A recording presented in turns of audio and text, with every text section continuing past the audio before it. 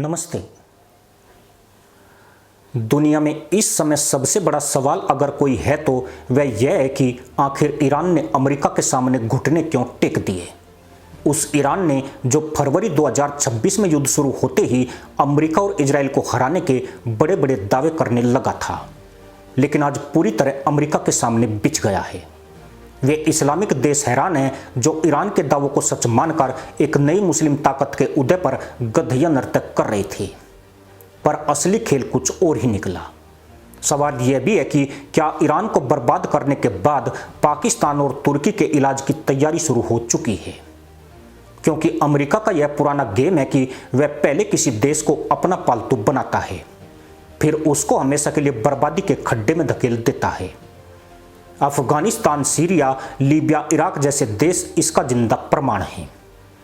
मजे की बात यह है कि अगर ईरान अमेरिका के प्रस्तावित समझौते की शर्तों को ध्यान से देखा जाए तो सबसे बड़ा सवाल यही खड़ा होता है कि आखिर ईरान को मिला क्या। क्या यह वही ईरान है जिसने युद्ध की शुरुआत में कहा था कि वह दबाव के सामने नहीं झुकेगा? क्या यह वही मुल्ला नेता हैं जिन्होंने महीनों तक अपने समर्थकों को यह भरोसा दिलाया कि हालात पूरी तरह उनके नियंत्रण में हैं? और अगर सब कुछ नियंत्रण में था तो फिर ऐसी स्थिति क्यों बनी कि युद्ध विराम, समुद्री रास्तों को खोलने और भविष्य के परमाणु कार्यक्रम खत्म कर देने जैसी बातें चर्चा के केंद्र में आ गई? यही वह सवाल है जो आज तेहरान से लेकर इस्तांबुल, दोहा, रियाद और इस्लामाबाद तक लोगों के बीच चर्चा का विषय बना हुआ है। चर्चा यह भी कि क्या इस्लामिक देशों की हालत ऐसी हो चुकी है कि जो चाहे जब बजाकर निकल जाता है और फिर इनकी तशरीफ जमीन पर टिकवा कर मन मर्जी वाली डील साइन करवाता है। पर मामला यहीं तक सीमित नहीं है। अब जरा पूरे घटनाक्रम को जोड़कर देखिए। फरवरी 2026 में जब टकराव तेज हुआ तो दुनिया के कई हिस्सों में यह धारणा बनाई गई कि पश्चिम एशिया का शक्ति संतुलन बदलने वाला है। सोशल मीडिया पर बड़े बड़े दावे किए गए। कहा गया कि अब एक नया दौर शुरू होने वाला है। कहा गया कि अमेरिका और इजराइल को पहली बार ऐसा विरोधी मिला है जो उन्हें उनकी सीमाएं दिखा देगा। लेकिन कुछ ही महीनों बाद तस्वीर बदलती दिखाई देने लगी। सवाल यह है कि क्या युद्ध केवल मुल्लाई नारों और बकलोलियों से जीता जाता है? क्या केवल तहमंदफाड़ भाषणों से अर्थव्यवस्था चलती है? क्या केवल हुए के सहारे किसी देश की मुद्रा, व्यापार और उद्योग को बचाया जा सकता है? इतिहास बार बार यही बताता है कि युद्ध के मैदान में केवल हथियार नहीं लड़ते, वहाँ पैसा लड़ता है, वहाँ उद्योग लड़ता है, वहाँ तेल और गैस की आपूर्ति लड़ती है, वहाँ बंदरगाह और समुद्री रास्ते लड़ते हैं। यही कारण है कि होर्मुज जल डमरू मध्य का मुद्दा इतना महत्वपूर्ण माना जा रहा है। दुनिया के तेल व्यापार का एक बड़ा हिस्सा इसी समुद्री मार्ग से गुजरता है। जब भी इस रास्ते पर तनाव बढ़ता है, पूरी दुनिया के बाजारों में बेचैनी दिखाई देने लगती है। तेल की कीमतें उछलती है, जहाज रानी कंपनियों का खर्च बढ़ जाता है और आयात करने वाले देशों की चिंता बढ़ जाती है। लेकिन अब अगर समझौते के तहत इस मार्ग को पूरी तरह खोलने और सामान्य स्थिति बहाल करने की बात हो रही है तो इसका मतलब यह है कि लंबे समय तक तनाव बनाए रखना किसी भी पक्ष के लिए आसान नहीं था। ईरान को इस जंग से क्या मिला? उसकी शीर्ष लीडरशिप खत्म हो गई। मुल्ला अयातुल्ला हुर मिशन पर भाग गए। देश का इंफ्रास्ट्रक्चर तबाह हो गया और अर्थव्यवस्था ढह गई। जनता की हालत बदतर है और देश के अनेक हिस्सों में कटोरे बज रहे हैं। अगर ईरान को झुकना ही था तो फिर अपने पिछवाड़े क्यों पिटवाए? यह काम तो युद्ध से पहले ही हो सकता था, या फिर जब तक इनकी ठुकाई नहीं की जाती इनका मुल्ला ही खुमार नहीं उतरता है। ईरान ने यही दिखाने की कोशिश की कि वही माई का मुल्ला है जो इजराइल और अमेरिका को चुनौती दे सकता है, मगर आज वही ईरान तहमंद उतार कर खड़ा है। युद्ध के दौरान सबसे ज्यादा चोट अक्सर आम जनता पर पड़ती है। जब प्रतिबंध लगते हैं तो टीवी पर नेताओं के बयान दिखाई देते हैं, लेकिन असली असर बाजारों में दिखाई देता है, दुकानों पर दिखाई देता है, रोजगार पर दिखाई देता है, निवेश पर दिखाई देता है। यही वजह है कि दुनिया के कई विशेषज्ञ हमेशा कहते हैं कि किसी भी युद्ध का अंतिम फैसला अक्सर बंदूक नहीं बल्कि अर्थव्यवस्था करती है। अगर किसी देश की मुद्रा दबाव में आ जाए, निवेश रुक जाए, उद्योग धीमे पड़ जाए और विदेशी व्यापार प्रभावित हो जाए तो फिर सबसे मजबूत भाषण भी जमीन पर ज्यादा देर तक असर नहीं दिखा पाते। अमेरिका ने मुल्ला मुल्कों पर इसी तरीके का इस्तेमाल किया है। ईरान भी इसी चक्कर में बैंड बजवा बैठा। अब जरा इस प्रस्तावित समझौते की दूसरी शर्त पर नजर डालिए। कहा जा रहा है कि भविष्य में परमाणु हथियार हासिल न करने का आश्वासन दिया जाएगा।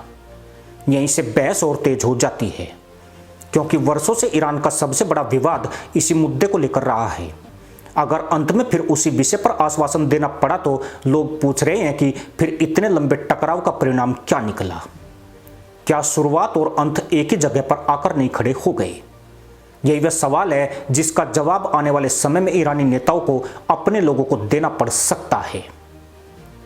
समझौते का मसौदा सामने आते ही ईरान के कट्टरपंथी भी मैदान में उतर आए हैं। यह मामूली घटनाक्रम नहीं है। अगर ये मुल्ला बेकाबू हुए तो ईरान में गृह युद्ध भड़क सकता है, और गृह युद्ध भड़का तो खेल फिर से पलट जाएगा।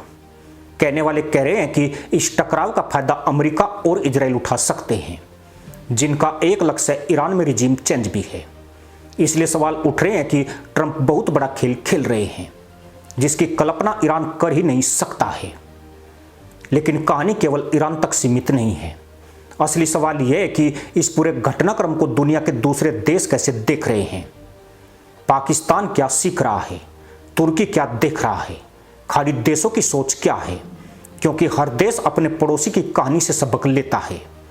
जब कोई बड़ा टकराव होता है तो दुनिया के रणनीतिकार केवल वर्तमान नहीं देखते, वे भविष्य देखते हैं। वे ये समझने की कोशिश करते हैं कि किस मॉडल ने काम किया और किस मॉडल ने नहीं किया। यही कारण है कि पश्चिम एशिया की हर राजधानी इस पूरे घटनाक्रम पर नजर रखे हुए है।